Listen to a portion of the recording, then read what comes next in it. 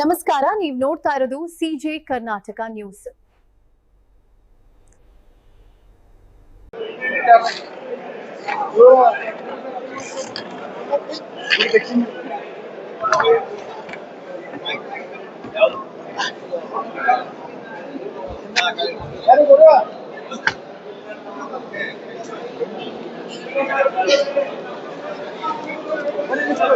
ಬರ್ರಿ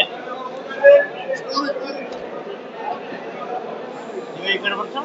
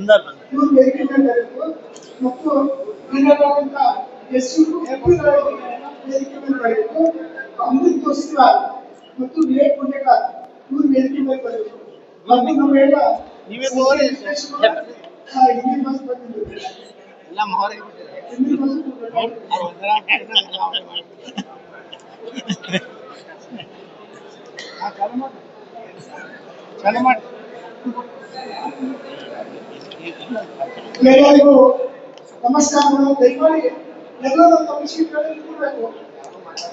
ದಯಮಾಡಿ ಮಾತಾಡಬೇಡಿ ಸರ್, ದಯಮಾಡಿ ಮಾತಾಡಬೇಡಿ. ಮಾತಾಡ್ಸಿದ್ರೆ ನೋಡಿ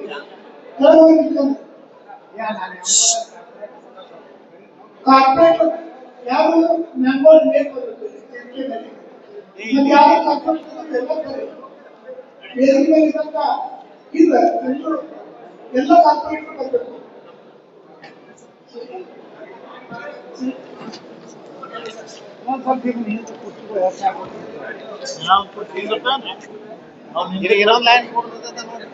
ಹಿಂದೆ ಕರ್ಸಿ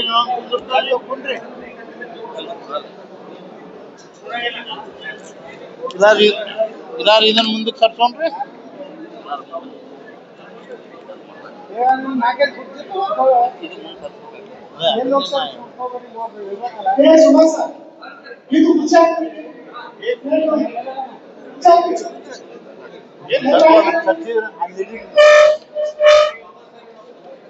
ಅಚ್ಚಿಗಡೆ ಸರಿಸ್ರಿ ಮುಖ್ಯವ್ರ ಸ್ವಲ್ಪ ಕೈ ಹಚ್ಚ್ರಿ.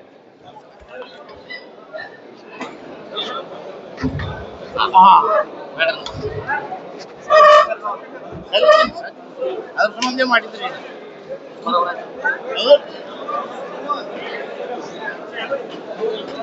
ಆಯ್ತಾ ಕುಂದ್ರ ಚಲೋ ಮಾಡಿ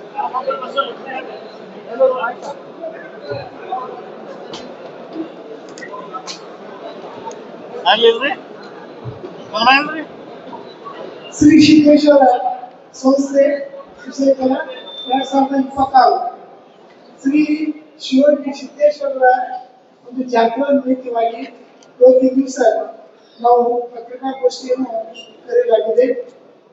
ತಮ್ಮೆಲ್ಲರೂ ಈ ಒಂದು ಪತ್ರಿಕಾಗೋಷ್ಠಿಗೆ ಆಗಮಿಸಿದಂತ ಎಲ್ಲ ಪತ್ರಕರ್ತರಿಗೂ ಹಾಗೂ ಎಲೆಕ್ಟ್ರಾನಿಕ್ ಮೀಡಿಯಾದವರು ಎಲ್ಲರಿಗೂ ಸ್ವಾಗತಿಸಿ ಹಾಗೂ ಇವತ್ತಿನ ಪತ್ರಿಕಾಗೋಷ್ಠಿ ಉದ್ದೇಶಿಸಿ ಮಾತನಾಡಿರುವ ನಮ್ಮ ಸಿದ್ದೇಶ್ವರ ಹಾಗೂ ನಗರದ ನಮ್ಮೆಲ್ಲ ನಗರ ವಿಜಯಪುರ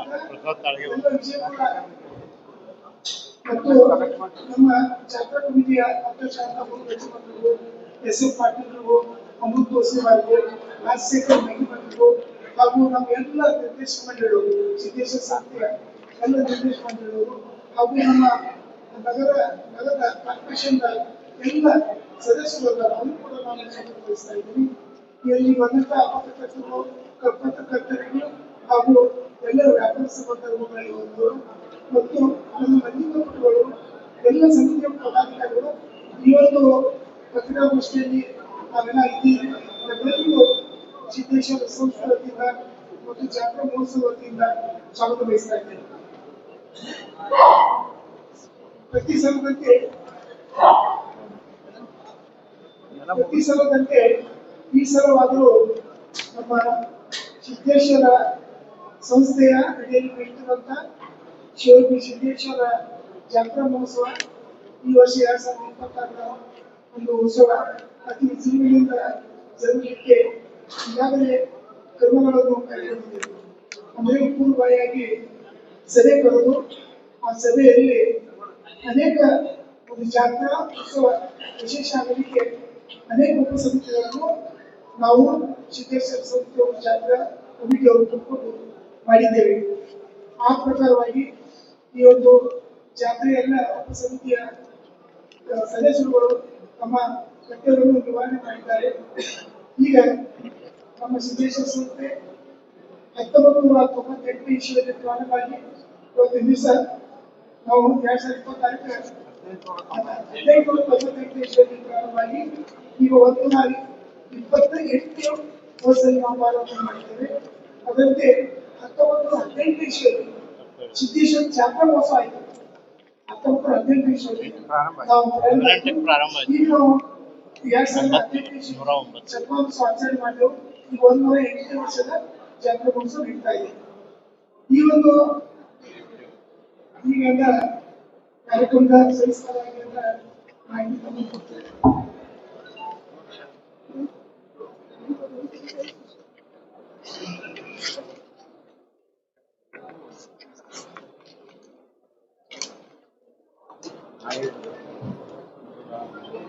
ನಾಳಿನ ದಿವಸ ಅಂದ್ರೆ ರವಿವಾರ ದಿನ 11/1/2026 ಸಮಯ ಸಾಯಂಕಾಲ 6 ಗಂಟೆಗೆ ಶ್ರೀ ಸಿದ್ದೇಶ್ವರ ದೇವಸ್ಥಾನದಿಂದ ಏನು ಗೋಮಾತೆ ಪೂಜೆಯೊಂದಿಗೆ ನಂದಿ ಧ್ವಜಗಳ ಪೂಜೆ ಮಾಡಿದ ನಂತರ ನಮ್ಮ ನಂದಿಗೋಲುಗಳು ನೇರವಾದಂತ ವಾಸ್ತವವಾಗಿ ಕೋರಿಸಿಟ್ಟಿಗೆ ಹೋಗಿ ನಂತರ ಏನು ಗಣಪತಿ ಚಿಟ್ಟಿ ಬಂದು ಅಲ್ಲಿ ಚೌಕದಲ್ಲಿ ನಮ್ಮ ನಂದಿಗೋಲುಗಳೆಲ್ಲ ಒಂದ್ ಕಡೆ ಹಚ್ಚಿ ಅಲ್ಲಿಂದ ಗಣಪತಿ ವಿಶೇಷ ಆ ಒಂದು ಕಾರ್ಯಕ್ರಮದಿಂದ ಶ್ರೀ ಅಮೃತ ಉತ್ಸವ ಮಾಡ್ತಾ ಇದ್ದಾರೆ. ಅಲ್ಲಿ ಗಣಪತಿ ಅಭಿಷೇಕ ನಂತರ ಎಲ್ಲ ಭಕ್ತಾದಿಗಳಿಗೆ ಎಲ್ಲ ನಂದಿಗೋಲ್ ಭಕ್ತರಿಗೆ ಬಂದಂತ ಭಕ್ತರಿಗೆ ಅಲ್ಲಿ ಪ್ರಸಾದ ವ್ಯವಸ್ಥೆ ಮಾಡಲಾಗಿದೆ. ಆ ಪ್ರಸಾದವನ್ನು ಶ್ರೀ ಅಮೃತ ಉತ್ಸವ ಮಾಡಿದ್ದಾರೆ. ಮತ್ತು ಅದಾದ ನಂತರ ಏನು ಪ್ರಸಾದ ಆದ ನಂತರ ನೇರವಾಗಿಂದ ನಂದಿಗೋಲಿಂದ ದೇವಸ್ಥಾನಕ್ಕೆ ಬರ್ತಾರೆ. ಅದು 11ನೇ ತಾರೀಕಿನ ಕಾರ್ಯಕ್ರಮ ಅಲ್ಲಿಗೆ ಮುಗಿತಾರೆ. ಮಧ್ಯ ತಾರೀಕು 12/1/2026 ಸೋಮವಾರ ದಿವಸ 12:30 ಗಂಟೆಗೆ ಸಿದ್ದೇಶ್ವರ ದೇವಸ್ಥಾನದಲ್ಲಿ ನಂದಿ ಧ್ವಜಗಳ ಏನು ಶ್ರೀ ಶ್ರೀ ಶ್ರೀ 170 ಲಿಂಗಗಳಿಗೆ ಎಣ್ಣೆ ಮಜ್ಜಿನೊಂದಿಗೆ ಅಭಿಷೇಕ ಆಗ್ತದೆ. ನಂತರ ನಂದಿ ಧ್ವಜಗಳ ಪೂಜೆ ಆದ ನಂತರ ಬೀದಿಗಳಲ್ಲಿ ಅಂದ್ರೆ ಪ್ರಮುಖ ಬೀದಿಗಳಲ್ಲಿ ನಂದಿ ಧ್ವಜಗಳ ಒಂದು ಉತ್ಸವ ನಡೀತದೆ. ಇದು ರಾತ್ರಿ ಅಲ್ಲಿ ನಡೆದು ಲಿಂಗದ ಗುಡಿಗಂಟ ಹೋಗಿ ಬಂದು ಅಲ್ಲಿಂದ ನೀಲಕಂಠೇಶ್ವರ ದೇವಸ್ಥಾನಕ್ಕೆ ಬಂದು ಅಲ್ಲಿ ಪೂಜೆ ಆದ ನಂತರ ನೇರವಾಗಿ ದೇವಸ್ಥಾನಕ್ಕೆ ಬರುವಂತಹ ಒಂದು ಕಾರ್ಯಕ್ರಮ. ಇದು 12ನೇ ತಾರೀಕಿನ ದಿವಸ ಕಾರ್ಯಕ್ರಮ. 13ನೇ ತಾರೀಕಿನ ದಿವಸ ಅಂದ್ರೆ ಮಂಗಳವಾರ ದಿವಸ ಮಧ್ಯಾಹ್ನ 12:30 ಗಂಟೆಗೆ ಅಂದ್ರೆ ಇಲ್ಲಿ ದೇವಸ್ಥಾನ ಆವರಣದಲ್ಲಿ ನಂದಿ ಧ್ವಜ ಪೂಜೆ ಆಗ್ತದೆ. ನಂತರ ದೇವಸ್ಥಾನದ ಒಳಗೆ ಏನು ಅಲ್ಲಿ ಉತ್ಸವ ಮೂರ್ತಿ ಇದೆ. ಆ ಉತ್ಸವ ಮೂರ್ತಿ ಒಂದು ಪೂಜೆ ಆಗ್ತದೆ 10 ಗಂಟೆಯಿಂದ 12 ಗಂಟೆವರೆಗೆ. ಆ ಉತ್ಸವ ಪೂಜೆ ಆದ ನಂತರ ಭೋಗಿ ಕಾರ್ಯಕ್ರಮ ಅಂದ್ರೆ ಅಭಿಷೇಕ ಕಾರ್ಯಕ್ರಮ ಪ್ರಾರಂಭ ಆಗ್ತದೆ. ಅದು ಸಿದ್ದೇಶ್ವರ ದೇವಾಲಯ ಮುಂಭಾಗದ ವೇದಿಕೆ ಬೇಕು. ಅವಾಗಿಂದ ಅಕ್ಷತಾರ್ಪಣೆ ಭೋಗಿ ಕಾರ್ಯಕ್ರಮದಲ್ಲಿ ಎಲ್ಲ ನನ್ನ ಜಾತ್ರಾ ಸಮಿತಿಯ ಎಲ್ಲ ಅಧ್ಯಕ್ಷರು, ಉಪಾಧ್ಯಕ್ಷರು, ಸಂಸ್ಥೆ ಅಧ್ಯಕ್ಷರು, ಉಪಾಧ್ಯಕ್ಷರು ಎಲ್ಲ ಕಮಿಟಿ ನಾವು ಸಂಸ್ಥೆಯ ಕಮಿಟಿಯಲ್ಲಿ ಇರ್ತೇವೆ. ಆ ಒಂದು ಕಾರ್ಯಕ್ರಮ ಅಕ್ಷತಾ ಕಾರ್ಯಕ್ರಮ ಆದ ನಂತರ ಎಲ್ಲರಿಗೆ ಎಲ್ಲ ಪ್ರಸಾದ ವ್ಯವಸ್ಥೆ ಆಗ್ತದೆ. ನಂತರ ನಂದಿ ಧ್ವಜಗಳ ಮೆರವಣಿಗೆ ವಿಷಯಪೂರ್ವ ಪ್ರಮುಖ ನಗರಗಳ ಬೀದಿಗಳಲ್ಲಿ ನಡೀತಾ ಇದೆ. ನಂತರ ಯಥಾ ಪ್ರಕಾರವಾಗಿ 12 ತಾರೀಕಿನ ದಿವಸ ನಿಗದಿ ಮಾಡಬಹುದು. ನಂತರ ವೆಂಕಟೇಶ್ವರ ದೇವಸ್ಥಾನಕ್ಕೆ ಹೋಗಿ ಅಲ್ಲಿ ದೇವಸ್ಥಾನಕ್ಕೆ ಬರುವಂತಹ ಕಾರ್ಯಕ್ರಮ 15 ತಾರೀಕಿನ ದಿವಸ. ಆ ದಿವಸದ ಅಕ್ಷರ ಕಾರ್ಯಕ್ರಮ ಮುಗಿಯಿತು. ಮತ್ತೊಮ್ಮೆ ಈಗ ಬುಧವಾರ ದಿನಾಂಕ 14/1/2026 ಸಮಯ ಮಧ್ಯಾಹ್ನ 12 ಗಂಟೆಗೆ ಏನು ಪ್ರತಿ ಸಂಘಕ್ಕೆ ನಾವು ಕೂಡ 2 ದಿವಸದಿಂದ ಆ ಉತ್ಸವಮೂರ್ತಿ ಪೂಜೆಯನ್ನು 14ನೇ ತಾರೀಕು ಮಾಡ್ತೇವೆ. 14ನೇ ತಾರೀಕಿನ ದಿವಸ ದೇವಸ್ಥಾನದಲ್ಲಿ ಉತ್ಸವಮೂರ್ತಿಯ ಒಂದು ಪೂಜೆ ಪುರಸ್ಕಾರ ಆಗ್ತದೆ. ತದನಂತರ ಹೋಮದ ಕಾರ್ಯಕ್ರಮ ನಡೀತದೆ. ಅದು 12 ಗಂಟೆಗೆ ಅವರು 12 ಗಂಟೆಗೆ ನವಲಿ ಧ್ವಜಗಳ ಪೂಜೆಯೊಂದಿಗೆ ಅವರು ಗುಡಿಸೋ ಕಾರ್ಯಕ್ರಮ ಬಂದು ಹೋಮದ ಕಟ್ಟಿಗೆ ಬಂದು ತಲುಪುವಂತ ಒಂದು ಕಾರ್ಯಕ್ರಮ ನಡೆಸ್ತಾರೆ. ಆ ಪ್ರಕಾರವಾಗಿ ಎಲ್ಲ ನಂದಿಗೋದ ಸಮಿತಿಯವರು ಆ ಕಾರ್ಯಕ್ರಮ ಮಾಡ್ತಾ ಇದ್ದಾರೆ. ಮತ್ತು 15 ತಾರೀಕು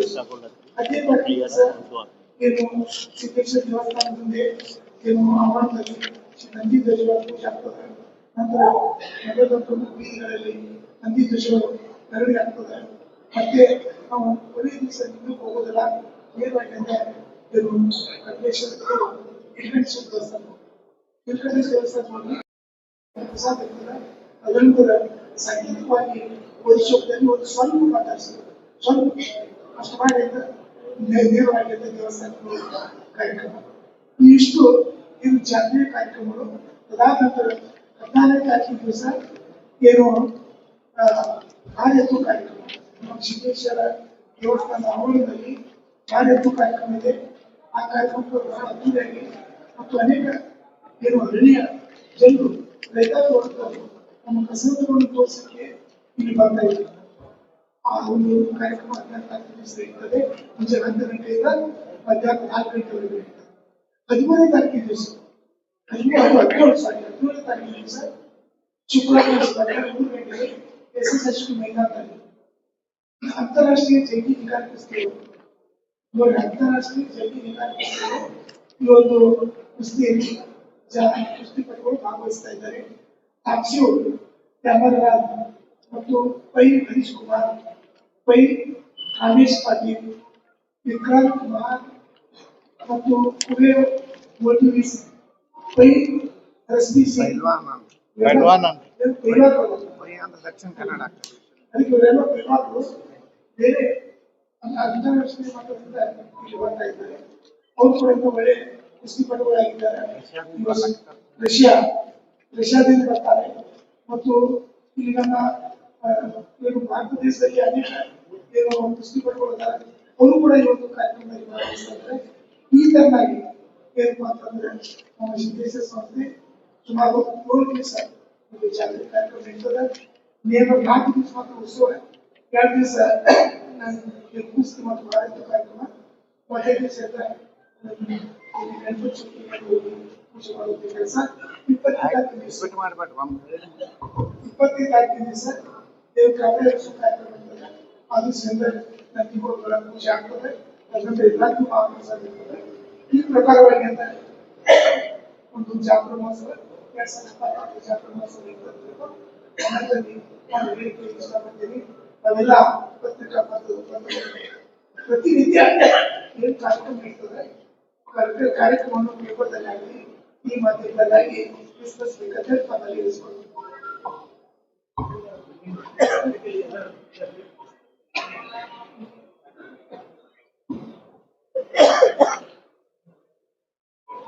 ಜಾತ್ರೆಗೆ ಸಂಬಂಧಪಟ್ಟಿದ್ದು ಏನ್ ಕೇಳೋದಿದ್ರು ಕೇಳ್ರಿ. ಯಾಕ್ರಿ? 109ನೇ ಜಾತ್ರೆ, 109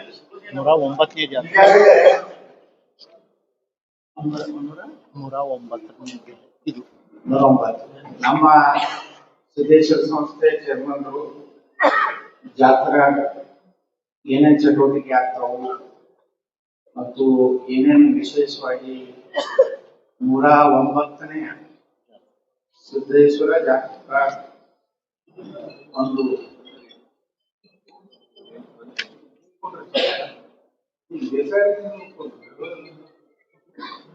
ಅದಕ್ಕೆ 109 ಜಾತ್ರೆ ವ್ಯವಸ್ಥಿತವಾಗಿ ನಡೆಯುವ ಸಲುವಾಗಿ ಈಗಾಗಲೇ ನಮ್ಮ ಸಿದ್ದೇಶ್ವರ ಸಂಸ್ಥೆಯಿಂದ ನಮ್ಮ ಚೇರ್ಮನ್ರು ಈಗಾಗಲೇ ಎಲ್ಲ ವಿವರಗಳನ್ನು ಕೊಟ್ಟಿದ್ದಾರೆ.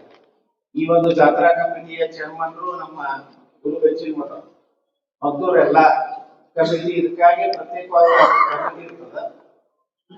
ಅದನ್ನೆಲ್ಲ ಜಾತ್ರಾ ಕಮಿಟಿಯವರು ಪೂರ್ತಿ ಜಾತ್ರೆ ನಡೆಸಿಕೊಡುವಂತ ಜವಾಬ್ದಾರಿ ಅವ್ರದ್ದು ಇರ್ತದೆ.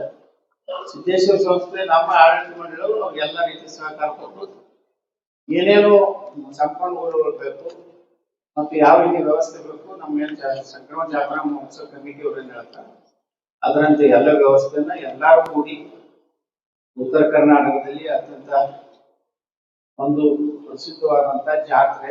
ಆದ ದುರ್ದೈವ ಏನಾಗಿದೆ ಅಂದ್ರೆ ಇತ್ತಿತ್ತಲಾಗಿ ಗೋ ಸಂಪತ್ತು ಕಡಿಮೆ ಆಗ್ತಾ ಇರೋದ್ರಿಂದ ನಮ್ಮಲ್ಲಿ ಜಾನುವಾರುಗಳು ಬೆಳೆದ ಸಲ ನಾವು ನೋಡಿದ್ರೆ ಅದು ಬಹಳ ಅತಿ ಕಡಿಮೆ ಜಾನುವಾರುಗಳು ಬರ್ತಾ ಇರೋದು ಮತ್ತು ಅದು ಬಹಳ ವಿಶೇಷ ಒಂದು ಕಾಲದಲ್ಲಿ ಈ ಗೋ ದನಗಳ ಜಾತ್ರೆ ಅದು ಸ್ವಲ್ಪ ಇತ್ತಿತ್ತಲಾಗಿ ಎಲ್ಲ ಯಾಂತ್ರೀಕರಣ ಆಗಿದ್ರಿಂದ ಯಾರು ಕೆಲವು ರೈತರು ಬಹಳ ಅಪರೂಪದಿಂದ ಬಹಳಷ್ಟು ಪರಿಶ್ರಮ ಪಟ್ಟು ಈ ಒಂದು ದನಗಳನ್ನ ಸಾಕ್ತಾರೆ. ಅದಕ್ಕೆಲ್ಲ ಪ್ರೋತ್ಸಾಹ ರೀತಿಯಿಂದ ನಾವೆಲ್ಲರೂ ದೇಶ ಸಂಸ್ಥೆಯಿಂದ ಒಳ್ಳೆಯ ಆಕಳಿಗೆ ನಾವು ಒಂದು ತೊಲಿ ಬಂಗಾರ ಕೊಡ್ತೀವಿ. BID ಅಸೋಸಿಯೇಷನ್ ಅವರು ಒಂದು ತೊಲಿ ಕೊಡ್ತಾರೆ. DCC ಬ್ಯಾಂಕ್ ವಿಜಯಪುರ ಅವರು ಒಂದು ತೊಲಿ ಕೊಡ್ತಾರೆ. ಮರ್ಚೆಂಟ್ ಅಸೋಸಿಯೇಷನ್ ಕೊಡ್ತಾರೆ 25,000. ಈ ರೀತಿ ಎಲ್ಲರೂ ಪ್ರೋತ್ಸಾಹ ಕೊಟ್ಟು ಇವತ್ತು ಮೊದಲು ನಮ್ಮಲ್ಲಿ ಪ್ರಸಾದ ವ್ಯವಸ್ಥೆ ಇರ್ತಿರ್ಲಿಲ್ಲ. ಬಂದಂತ ಭಕ್ತಾದಿಗಳಿಗೆ ಜನರಿಗೆ ಈಗ ಅನೇಕ ದಾನಿಗಳು ಮುಂದೆ ಬಂದು ಅವರು ಸಹ ಸುಮಾರು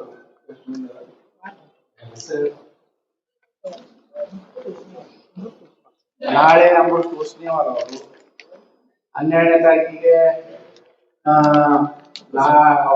ಪುತ್ತೂರು ಸಾವಳಿಗೆ ಬಾಂಡ್ ರೈತರು ಅದರಿಂದ 13ನೇ ತಾರೀಕಿಗೆ ಅನಿಲ್ ಅವರೇ ಬಗೆರಿಂದ ಡೆವಲಪರ್ಸ್ ಅವರು ಮುಂದೆ ಕಾಲವರು 15ನೇ ತಾರೀಕಿಗೆ ನಮ್ಮ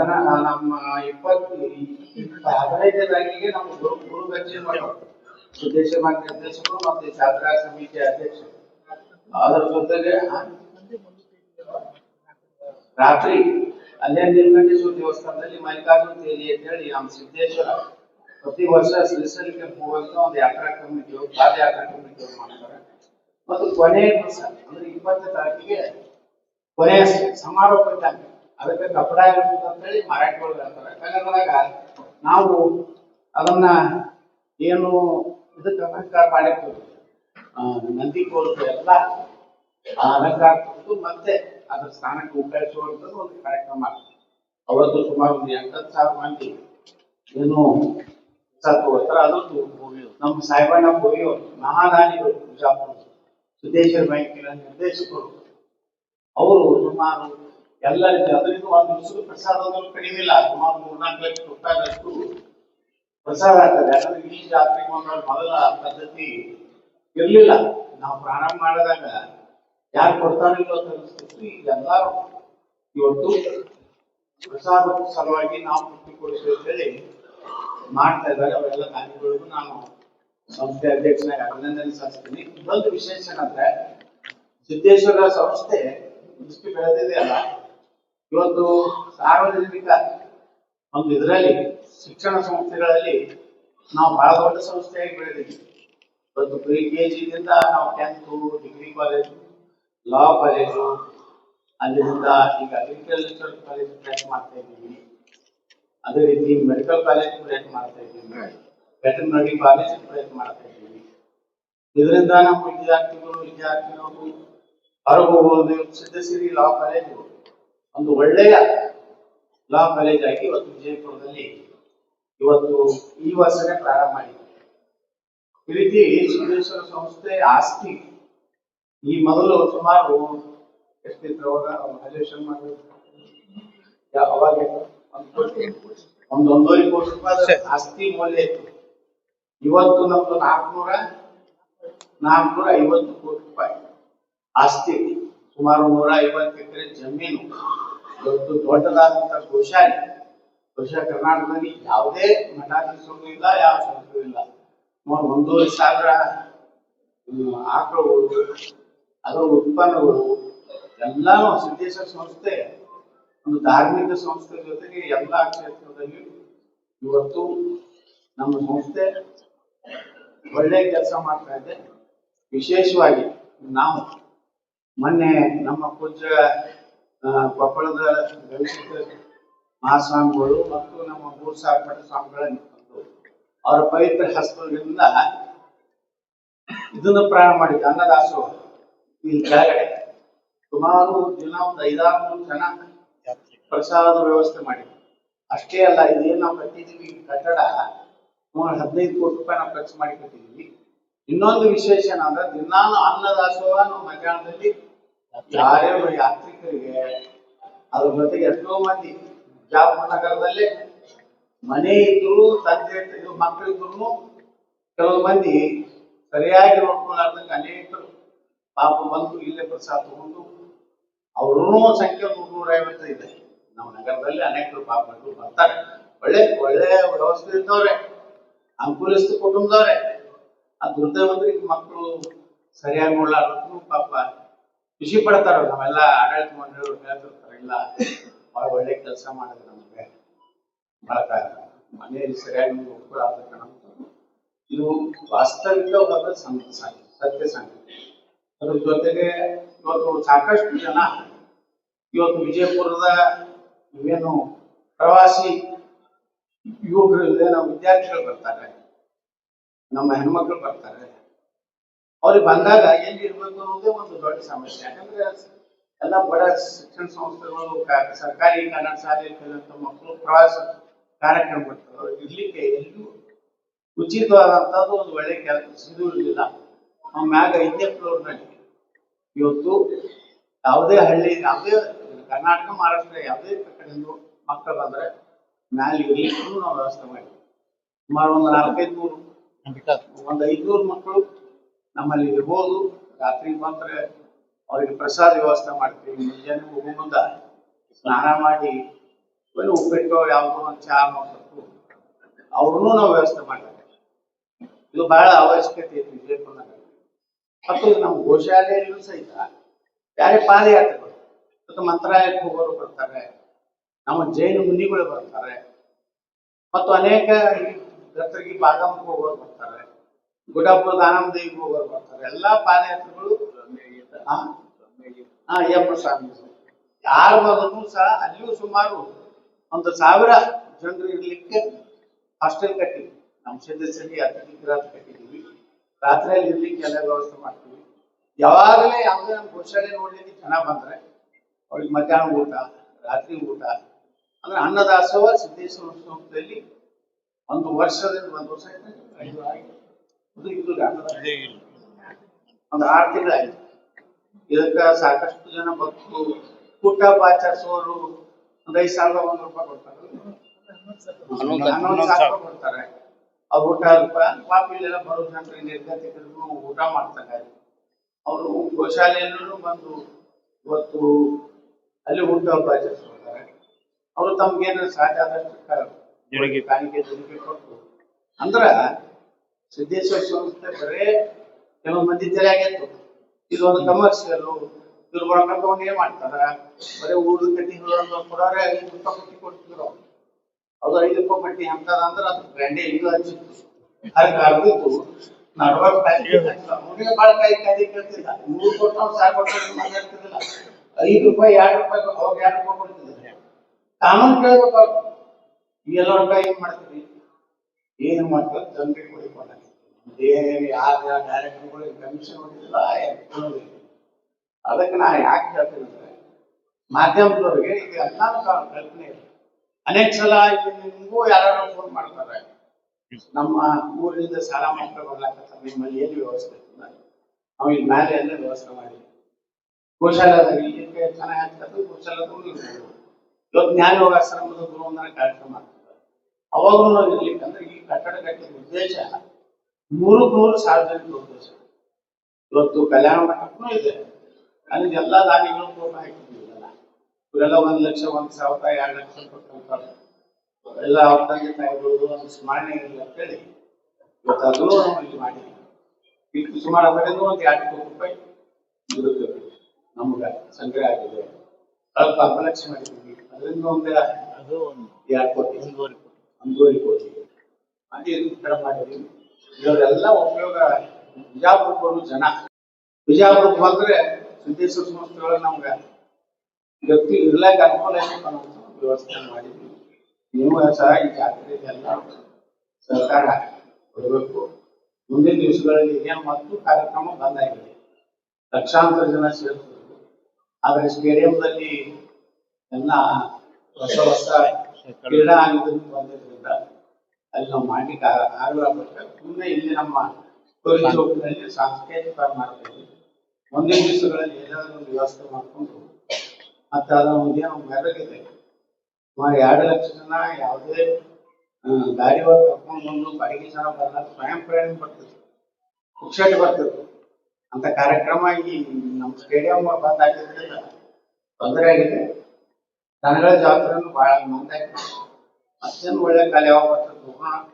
ಎಲ್ಲ ಜಾತ್ರೆ ಕಾರ್ಯಕ್ರಮ ತಗೊಂಡು ಸಿದ್ದೇಶ್ವರ ಸಂಸ್ಥೆ ನಮ್ಮ ಜಾತ್ರಾ ಕಮಿಟಿ ವತಿಯಿಂದ ನಮ್ಮ ಆಡಳಿತ ಮಂಡಳಿ ವತಿಯಿಂದ ತಮ್ಮಲ್ಲಿ ವಿನಂತಿ ಮಾಡ್ತಾರೆ.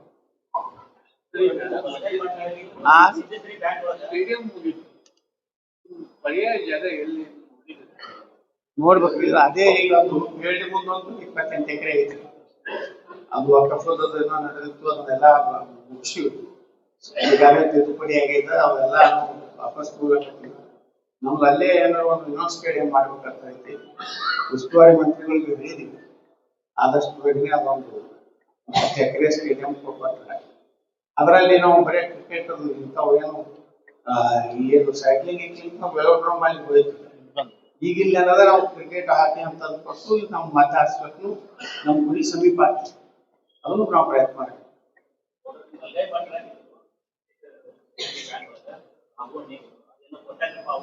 ನೋಡ್ರಿ.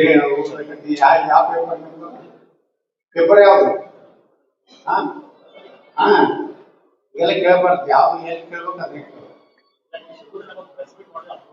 ಸಿಗುದು. ನಾವು ನೋಡ್ರಿ ನಾ ದಿನ ಪ್ರೆಸ್ ಮೀಟ್ ಮಾಡ್ಲಕ್ಕೆ ಕೆಲವೊಂದು ಪ್ರೆಸ್ ಮೀಟ್ ಹೀರೋಗಳೆಲ್ಲ ದಿನ ಕೂತಿರ್ತಾರ, ಬದರ್ತಿರ್ತಾರಲ್ಲ, ಹಂಗ್ ಮಾಡ್ಬಿಟ್ಟೈತೆ. ದಿನ ಅವ್ರ ಕೆಲಸನೇ ಮುಂಜಾನೆ 4 ಮಂಗ್ಯಗಳು ತಗೊಂಡು ಪ್ರೆಸ್ ಮೀಟ್ ಮಾಡ್ತಾರೆ. ಅದು ಮುಂದಾಗ ಉತ್ತರ ಕೊಡ್ಬೇಕು.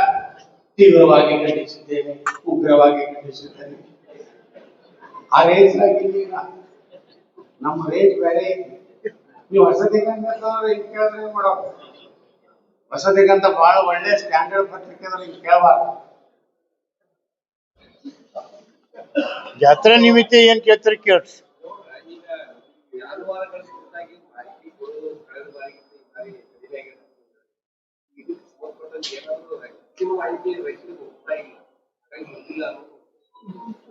ಇಲ್ಲ, ಅದು ನೋಡ್ರಿ, ಈಗ ಹೆಂಗೈತಿ, ಅದು ಸಂಪೂರ್ಣ ಜವಾಬ್ದಾರಿ APMC. ನಮ್ದೇನು ಇಲ್ಲ. ಮೊದಲು ನಮ್ ಕೈಯಾಗಿತ್ತು, ಒಂದು 30-35 ವರ್ಷದಿಂದ ಏನಿತ್ತು, ಸಿದ್ದೇಶ್ವರ ಕಮಿಟಿಗೆ ಆಗಿತ್ತು. ಅದನ್ನ ನಾವೇ ಜಾತ್ರೆ ಮಾಡ್ತಿದ್ವಿ, ಅದು ಗೊಬ್ಬರ ನಾವೇ ನಿಲವ ಮಾಡ್ತಿದ್ವಿ, ಎಲ್ಲ ನಮ್ ಕೈಯಾಗಿತ್ತು. ಈ ಕೃಷಿ ಉತ್ಪನ್ನ ಮಾರುಕಟ್ಟೆ ಸಮಿತಿ ಬಂದಾಗ ಸಂಪೂರ್ಣವಾಗಿ ಸರ್ಕಾರ ಅದು ತಗೋತು. ಮೊದಲಿನ ಏನ್ ಬೇಡಿ ಕ್ಯಾಂಪಸ್ ಇತ್ತಲ್ಲ, ಅಲ್ಲಿ ಜಾತ್ರೆ ಆಗ್ತಿತ್ತು. ಅಲ್ಲಿ ಏನು ಮೆಡಿಕಲ್ ಕಾಲೇಜ್ ಕಟ್ಟಾರಲ್ಲ, ಇದೆಲ್ಲ ಹಾಸ್ಪಿಟಲ್ ಅಲ್ಲಿ ನನ್ನ ಜಾತ್ರೆ ಆಗ್ತದೆ. ಅಲ್ಲಿ ಸಾಲಕ್ಕೆ ಏನಾಗ್ತದೆ, ಈಗ ನಾವು ತೊಲವಿಗೆ 100 ಎಕರೆ ಕೊಡ್ತೀವಿ. ಹೀಗಾಗಿ ಈಗ ಏನಾಗಿದೆ, ಜಾನುವಾರುಗಳ ಸಂಖ್ಯೆನೇ ಕಡಿಮೆ ಆಗೈತಿ. ಮೊದಲನೇಟ ಬರೋದಿಲ್ಲ. ನಮ್ಮ ಮೊನ್ನೆ 3 ವರ್ಷ ನೋಡಿ ನಮ್ಗೆ ಭಾಳ ಕೆಟ್ಟ ಅನ್ಸಿತ್ತಂದ್ರೆ, ರೈತರು ಈ ಕಡೆ ಒಂದು ಆಕಳು ಸಹಿತ ಸಾಕಲಾರ್ದಂತ ಆಗ್ಬಿಟ್ಟಾರೆ. ನಿಮ್ಗೆ ಇನ್ನೂ ಕೆಟ್ಟ ಹೇಳ್ಬೇಕಂದ್ರ, ನಮ್ಮ ಗೋಶಾಲೆದಾಗ ಪಾಪ ಪೊಲೀಸ್ ಇಲಾಖೆದವರು ಆಕಳುಗಳು ಅಕ್ರಮವಾಗಿ ಸಾಕಾಟ ಮಾಡೋರು ಹಿಡಿತಾರಲ್ಲ, ಕಬ್ಬಿರ್ತ ಕನಿಷ್ಠ ಒಂದೊಂದು ತಿಂಗಳು ಇದು 1 ಲಕ್ಷ ರೂಪಾಯಿ ಕಿಮ್ಮತ್ತಿನ ಆಗ್ತದ. ನಮ್ಮ ಪೊಲೀಸ್ ಇಲಾಖೆದವ್ರು ನಾವು ಧನ್ಯವಾದ ಹೇಳ್ಬೇಕು. ಅಂತಿಸ ಬಂಗಾರ ಅಂತ ಆಗ್ತದೆ. ರೈತರು ತುಂಬಿದ ರೈತರು ಅಂತಾನು ಕೊಳ್ಳಕತ್ತಾರ. ಇದು ದುರಂತ. ಮತ್ ಇನ್ನೂ ಕೆಟ್ಟ ಹೇಳ್ಬೇಕಂದ್ರ, ಕೆಲವು ಮಂದಿ ಬುದ್ಧಿ ಹಂಗಿರ್ತಾರ, ಒಂದು ಹಳ್ಳಿ ಹೆಸರು ಹೇಳೋದಿಲ್ಲ, ಭಾರಿ ಆಗ್ತಿತ್ತು 2 ಅವರು ಅದನ್ನ ಕಟಗರಿ ಮಾಡಿ ವಿಠೋಬಾ ಗುಡಿ ಕಟ್ಟವ್ರ. ಇಂಥ ಪುಣ್ಯಾತ್ಮ ಅದನ್ನ ಕಟ್ಕೊಂಡು ಕೊಡುದು ಆಕಳ ಅದು ರೊಕ್ಕ 1 ಲಕ್ಷ 2 ಲಕ್ಷ ಬಂದೇ ಬರ್ತದೆ. ಚಲೋ ಹಾಕಿ ಮನಗಂಡು ಹಾಕ್ಬೇಕು. ಅವಾಗ ಅಲ್ಲಿ ಸ್ವಾಮಿಗಳು ನಮ್ಮಲ್ಲಿ ತಂದ್ಬಿಟ್ರು. ಯಾರಂದ್ರೆ ನಮ್ಮ ಶಿರ್ಸ್ಯಾಡ ಸ್ವಾಮಿಗಳು ಇಲ್ಲೇ ಹಿಂಗ ಕೆಲವೊಂದು ನಮ್ಮ ಸಂಸ್ಕಾರನು ವ್ಯವಸ್ಥೆ ಒಳಗ ಆದ್ರ ಈಗ ನಾವೇನು ಕೌಶಲ್ಯ ಮಾಡಿದ್ದೀವಿ, ನಾವು ಯಾರೇ ಎತ್ತುಗಳು ನಮ್ಮಲ್ಲಿ ಎಷ್ಟೋ ಹೋರಿಗಳು ಬರ್ತಾವ ತಯಾರಾಗ್ತಾವ, ನಾವು ಉಚಿತವಾಗಿ ರೈತರಿಗೆ ಕೊಡ್ತೀವಿ. ಅದನ್ನ 2 ದಿವಸ ದುಡ್ಸೋರಿ ವಯಸ್ಸಾಯ್ತಂದ್ ಮತ್ತೆ ನಮ್ಮಲ್ಲಿ ತಂದ್ಬಿಡ್ರಿ, ಕಟಗರಿ ಕೊಡ್ಬೇಡ. ಈಗ ಅದನ್ನ ಗೋತ್ಪನ್ನ ಮಾಡಾಕತ್ತೀವಿ. ವಿಭೂತಿ, ಕುಂಕುಮ, ಗೋರ್ಕ, ತುಪ್ಪ 3,000 ರೂಪಾಯಿ ಕಿಲೋ ಮಾಡ್ಲಾಕತ್ತೀವಿ.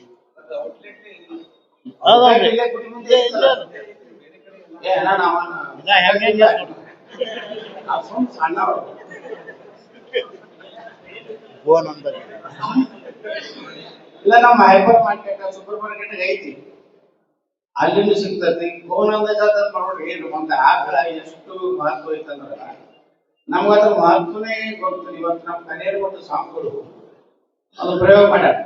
ಒಂದು ಆಕಳ ಸತ್ತಂದ್ರ ಅದಕ್ಕೊಂದು ಹಬ್ಬದ ಹೋಗಿ ಮಾಡಿ ನಾವು ಅದರ ಹೋಯ್ದಾದ್ರೆ ಹಾಕ್ತೀವಿ. ಅದ್ರ ತೂಕದಕ್ಕೆ ಎಣ್ಣೆ ಹಾಕ್ತೀವಿ, ಅದ್ರ ತೂಕದಕ್ಕೆ ಗೋಮೂತ್ರ ಹಾಕ್ತೀವಿ, ಅದ್ರ ತೂಕದಕ್ಕೆ ಗೋಮೂತ್ರ ಹಾಕ್ತೀವಿ, ಪಪ್ಪಾಯಿ ಬೆಲ್ಲ ಇನ್ನೇನು ಹಾಕಿ ಮುಚ್ಚಿಬಿಟ್ಟಾಗ 6 ತಿಂಗಳು ನಾವು ಮುಚ್ಚಿಬಿಟ್ಟಿವಿ ಅಂತ ಅದೆಲ್ಲ ಸೋರ್ತದೆ. ಒಂದು ಕಡೆ ಇದು ಬಿಟ್ಟಿರ್ತೀವಿ, 6 ಸತ್ತು ಹೋಗ್ತೀವಿ. ಅದನ್ನು ಸೋಸಿ ಪ್ಯಾಕ್ ಮಾಡ್ತೀವಿ. ಅದು 6 ತಿಂಗಳ ನಂತರ ನೀವು ತೆಗೆದು ನೋಡಿದ್ರ ಈ 2 ಕೋಡ ತಳಿ ಪೂರ ಎಲ್ಲಾ ಕಡೆಗೆ ಒಂದು ಗಿಡ 10 ಕಾಯಿ ಬಿಡ್ತಿದ್ರೆ 40ರಿಂದ 50 ಕಾಯಿ ಬಿಡ್ತದೆ.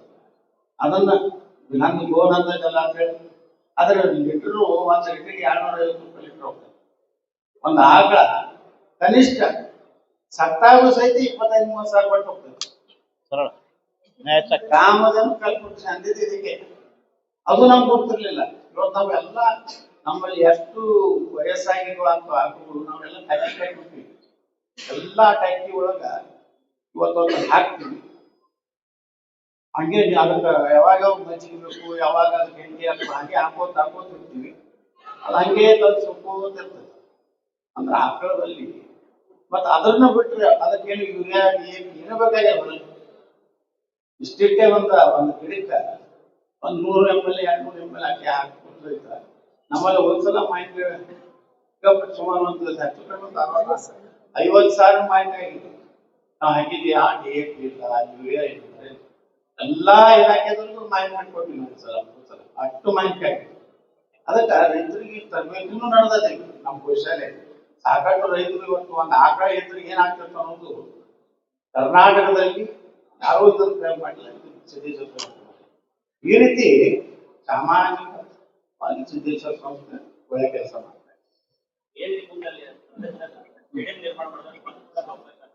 ಹಾ, ಈಗ ಅದನ್ನೇ ನಾವು ಕೇಳಿದ್ವಿ. ಗಂಧಕೇನೈತಿ ಅದನ್ನೇ ನಾವು ಅದನ್ನ ಸ್ಟೇಡಿಯಂ ಮಾಡಬೇಕು. ಮಾಡಿ ಅದನ್ನು ನಮಗೆ ಜಾತ್ರೆಗೊಮ್ಮೆ ಏನೋ 15ನೇ ತಾರೀಕಿಗೆ ನಾವು ಮತ್ತೆ ಹಾಕೋ ಕಾರ್ಯಕ್ರಮ ಇರ್ತದೆ. ಅವತ್ತು ನಾವು ಮತ್ತೆ ಹಾಕುವಂತ ವ್ಯವಸ್ಥೆ ಮಾಡ್ತೀವಿ ಹೇಳಿದ್ದೀವಿ. ನಮ್ಮ ಸರ್ಕಾರ ಇದ್ದಾಗ ವಕಫ್ ಇತ್ತು. ವಕಫ್ ಇದ್ದಾಗ ಏನೋ ಮಾಡಿಸ್ಕೊಡ್ಲಿಲ್ಲ.